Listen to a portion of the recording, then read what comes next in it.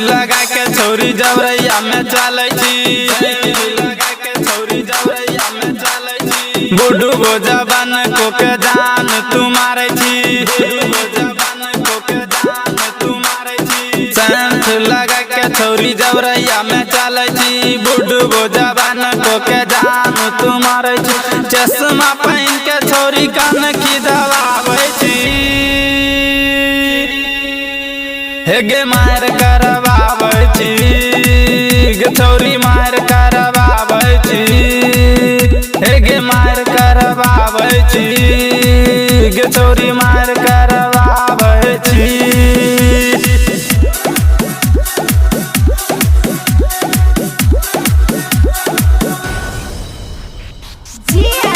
recording studio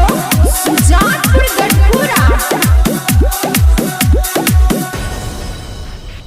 jeans top पहन के छौरी चौक पर आबै छी बुढ़ गो जवान को केलार टपकाबै छी जीन्स टॉप पहन के छौरी चौक पर आबै छी बुढ़ गो जवान को केलार टपकाबै छी लिपस्टिक लगा के छौरी पैसा तू देखाबै छी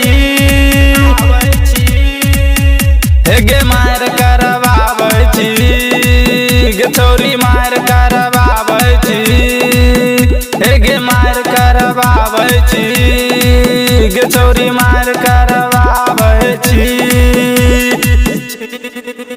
हे गे चल न तू हटके तनी माजा ले ले सटके जब एक बार तू सटवे तू हटवन छौरी सटके तोहर सॉफ्ट शरीर पर कर छौ पसंद तोहर कसल छौ जवानी देखन लागे छी हसीन कमर चले छी लचका के चुम्मा ले ले तो उठा के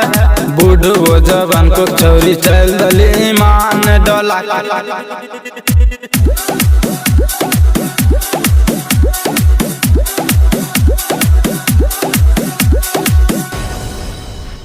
रविंद्र छोरा के तू पिया तरसाबै छी अर्जुन अजय पर है गे बिजली गिराबै छी